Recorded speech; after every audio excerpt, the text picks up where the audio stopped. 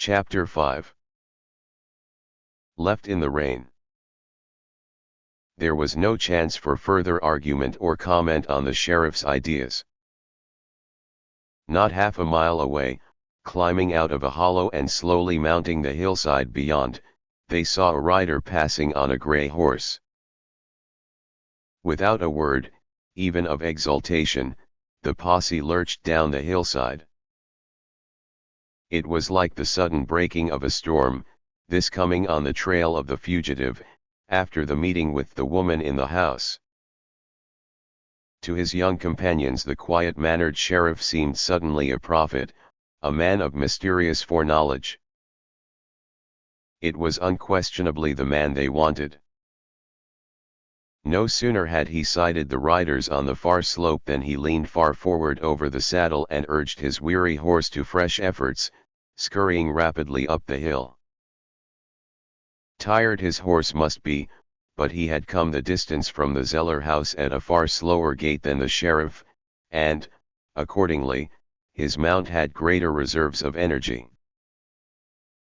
He shot out of sight over the crest, and, when the sheriff and his men reached the same point, they saw Jack Montaigne halfway up the farther slope. In spite of their frantic spurring he had gained on them, and he was still gaining. "He'll run us into the ground," said the sheriff. "I'll see if I can't tag him." Then he whipped the long rifle out of its case, tucked the butt into the hollow of his shoulder, and fired. The fugitive and his horse were flattened to the slope beyond, as if a great weight, falling from above, had crushed them. While the sheriff calmly tucked his gun back into the case, his posse rushed forward with a yell. They had their man. Still, it seemed that Jack Montaigne would flee blindly, pitting his speed of foot against the speed of galloping horses. Yet there was nothing to which he could flee. The hills were pitilessly bare, and there was not a tree, only scatterings of rocks, here and there.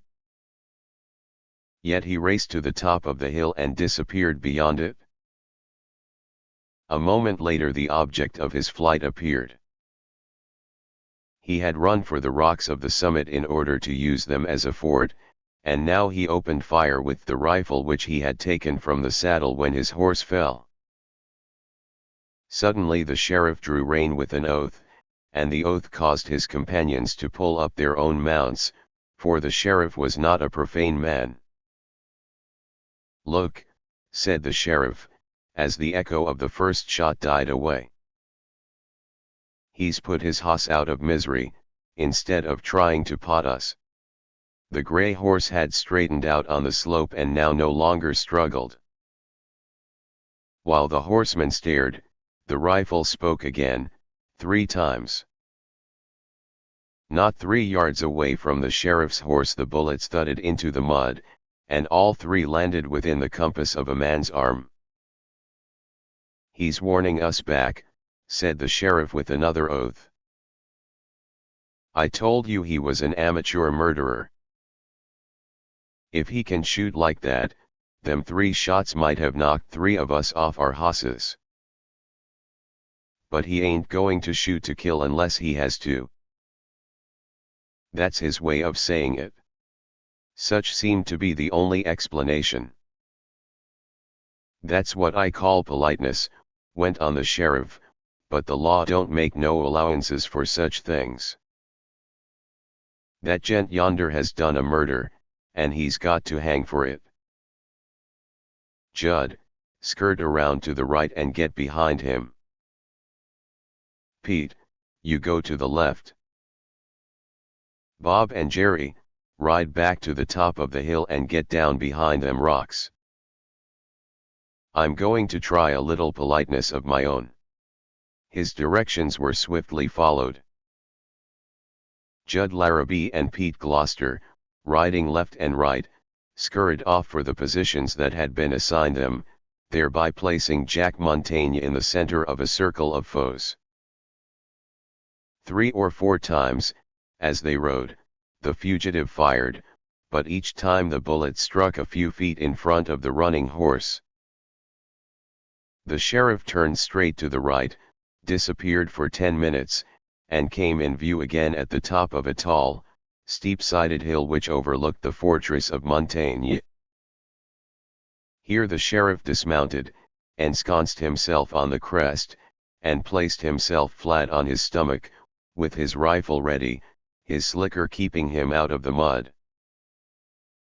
From his position, only exposing the top of his head to the fugitive, he could look down on Jack and hold the latter at his mercy.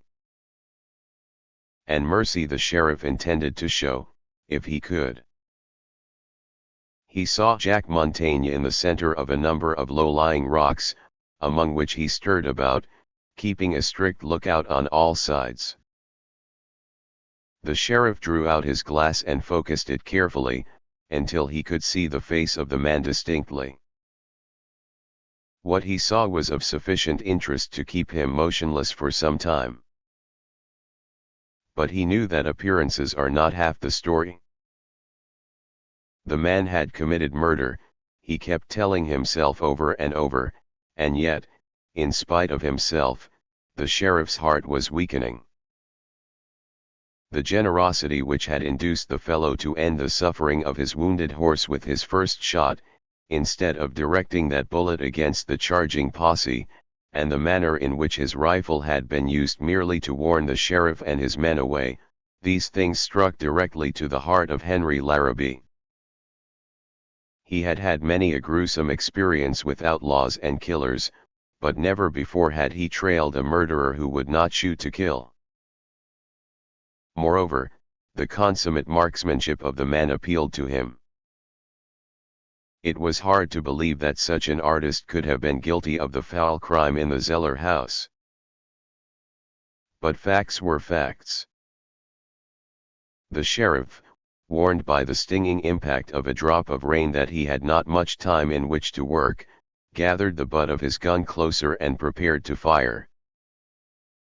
Montaigne was surrounded by rocks which would serve admirably to protect him from direct fire on the level, but there was none of sufficient height to protect him the angling fire of the sheriff in his commanding position. Moreover, Jack Montaigne was hopelessly surrounded. Pete Gloucester to the northeast, Bob and Jerry to the south, they lay in a loose circle around the central position. Sooner or later the fugitive would be starved into submission. There was only one chance for his escape, and that was in a driving rainstorm which might blot him out of sight and give him freedom to slip through. But the sheriff had a way of forestalling the storm that was now blowing again out of the north. He took careful aim and, with exquisite nicety that would have done justice to Montaigne's own skill with a gun, planted a shot on the rock just beyond the fugitive. That warning ought to be sufficient to make the fellow see that his position was commanded, and that he would have to come out and surrender, unless he wished to be shot as he lay there. Larrabee laid aside his rifle and took up the glass minutely to observe the results of the shot. He saw that Montaigne had sprung up and was busying himself in a strange fashion, tugging at another deep-buried rock just before him. The sheriff gazed and wondered what this might mean until, with a supreme wrench, he saw the stone torn from its bed. Then he understood. With a shout of vexation he dropped the glass and snatched up the rifle again. But it was too late. Before he could draw the bead, the second rock had been placed on the first, a Herculean feat of strength, and now the two stones made a perfectly safe shelter against the bullets of the sheriff, even in his commanding position. Larrabee ground his teeth. After all, he had been a fool not to kill this man on the first sight. Now he looked anxiously to the north, but what he saw was greatly reassuring. The storm clouds were piling high, but along the horizon a rift had appeared.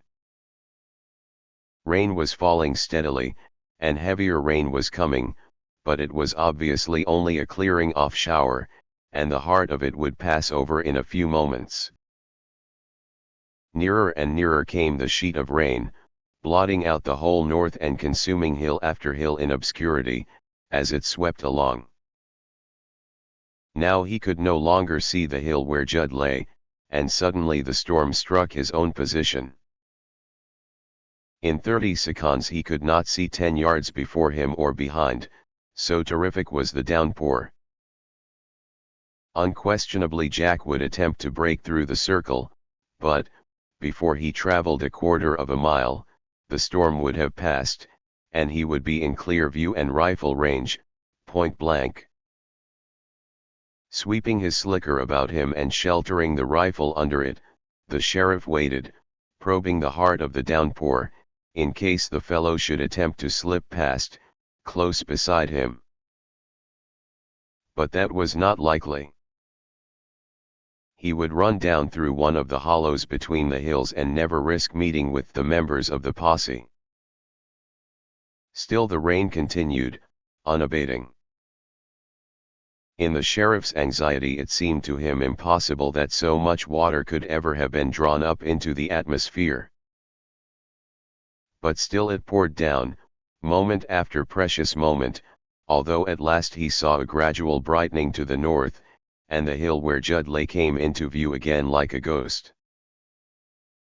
It was at this moment that his horse snorted, and the sheriff turned with an appeasing word to see the figure of a man rushing straight on him from behind. There was no time to handle a rifle. As the man drew out of the dense rain, a set, savage face came into view. Larrabee went for his revolver. It stuck in the holster. The rain had got into the leather, so that it was glued for a moment to the gun, and, when the weapon came into his hand, the other was upon him. The sheriff dodged and fired, but, as his finger curled around the trigger, a long arm darted forth, a fist gleamed before him, and the blow landed flush on the point of his jaw. It did not knock him down, but it paralyzed both brain and body. As he staggered back, the revolver fell from his nerveless hand, and the next instant he was swept to the muddy ground in the embrace of bear-like arms. What followed was done with lightning speed and precision. In the space of half a dozen breaths the sheriff found himself trussed securely, hand and foot, gagged and lying on his back, with the merciless rain whipping down into his face. The fugitive gave him hardly a glance, but caught up the fallen sombrero, flung it over the face of his victim to shelter him from the torrent, and, with this final and almost insulting act of grace, he was gone. The splashing of the departing hoofs came back to Larrabee. His destined victim was galloping off on his own horse. That tale would be caught up and told and retold by 100 tongues. In his anguish Sheriff Larrabee wished that he had died before this day ever came to him. Death was the final meed of every man, but shame should come to cowards only. The rain diminished now, as if, like a traitor, it only wished to endure until Jack Montaigne had used its shelter to escape. A moment later the brightness of the sun was about him.